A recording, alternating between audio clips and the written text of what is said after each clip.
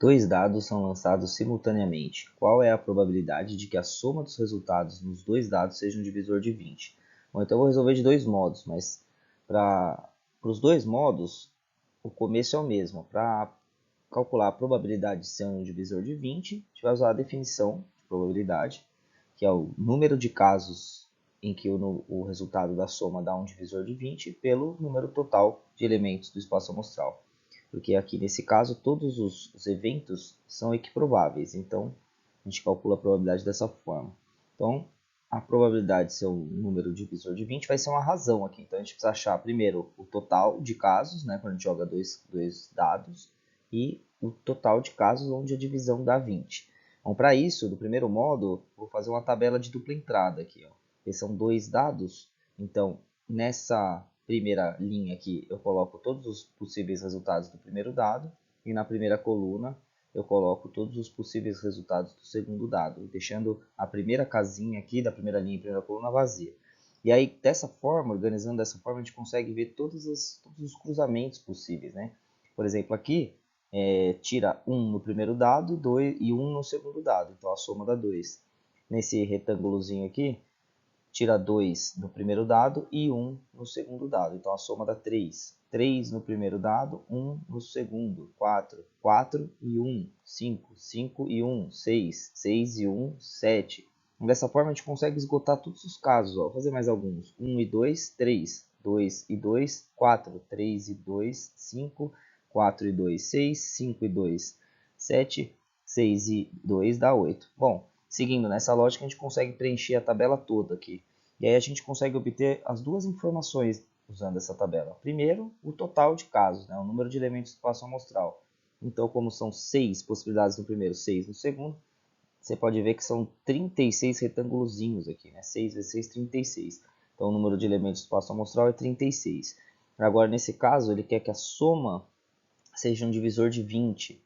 Então, que a soma dá um divisor de 20, ó, o 2 é um divisor de 20, só tem um caso que é 1 e 1.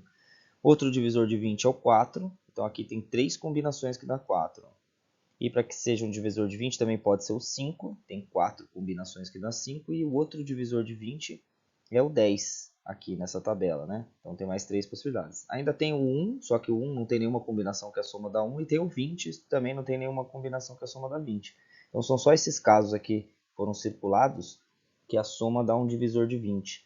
Então tem 1, 3, 4, vai dar 8, mais 3 dá 11. Então 11 de 36. Essa é a resposta, não dá para simplificar, né? Bom,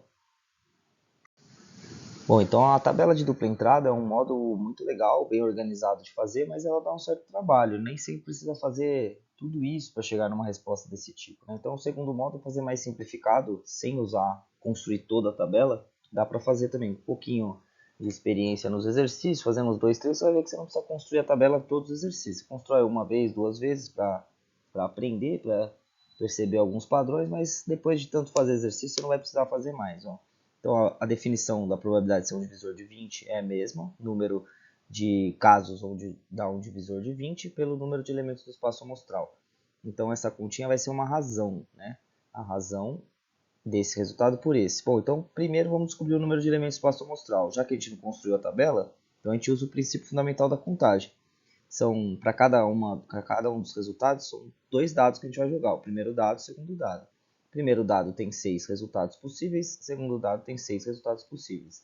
Então, ao jogar 2 dados, a gente tem 6 vezes 6 resultados diferentes, 36 resultados. Então, a gente conseguiu aqui o número de elementos do espaço amostral apenas usando o princípio fundamental da contagem.